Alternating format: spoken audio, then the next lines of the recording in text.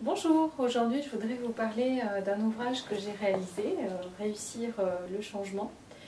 Dans cet ouvrage, ce que j'ai cherché à faire, c'est d'abord dans une conversation avec Thierry Chavannes de réfléchir un petit peu à ce qu'évoque le changement. Donc on a un petit peu visité différents aspects, pour ensuite donner des clés de compréhension des différentes formes de résistance en fait, qu'il peut y avoir au changement, quelles sont les différentes difficultés, que ce soit bien aussi bien au niveau individuel que dans l'équipe, que dans une entreprise. Qu'est-ce qui peut faire qu'on est à la fois en train d'aspirer au changement et à la fois parfois quand même d'y résister passablement.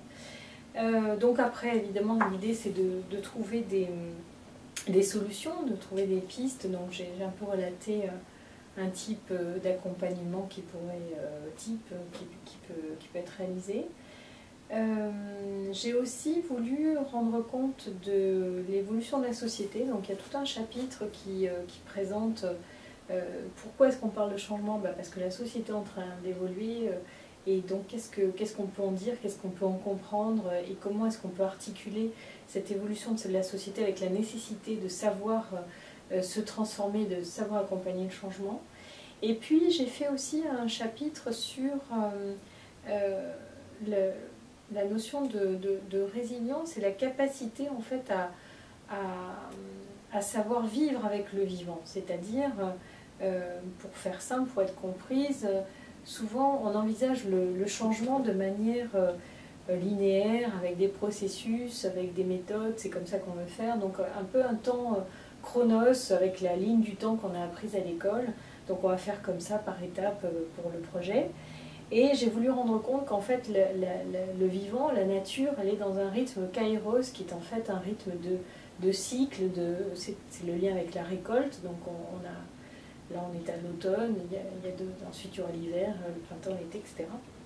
Et donc comment est-ce que en fait l'avancée d'un changement quelconque, en tout cas dès l'instant qu'il y a des êtres humains, on est dans une dynamique de spirale en fait, et on est en train d'avancer en spirale. Donc on ne revient jamais exactement au même point, mais on avance. Donc il y a des moments où il y a des accélérations, il y a des moments où il y a des ralentissements que certains effectivement décrivent comme étant des résistances. Et qu'est-ce que ça vient nous dire, qu'est-ce que ça vient renseigner, qu'est-ce qu'on peut en comprendre. Et plus on est à l'écoute de ces résistances, plus on arrive à les faire s'exprimer, plus évidemment on va retrouver de la dynamique pour passer à une étape ultérieure d'action. Donc voilà, c'était rendre compte en fait que le vivant est sur une autre dynamique que ce que nous avons voulu en faire. Et en articulant ces volontés, donc avoir un projet, avoir une vision, vouloir atteindre quelque chose, on est bien dans un temps chronos, mais reconnaître que notre dynamique d'être humain, elle est en avancée comme ça, cyclique et en spirale, va nous permettre de savoir gérer les deux dimensions.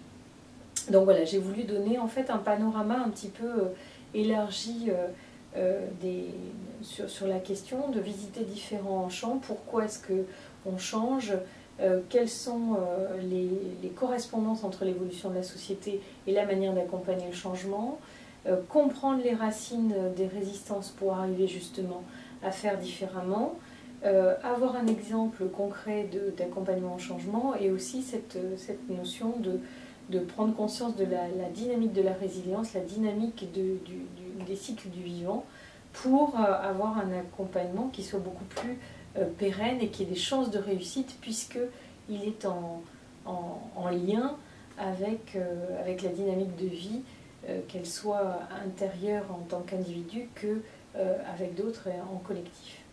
Voilà ce que je voulais vous partager dans cet ouvrage.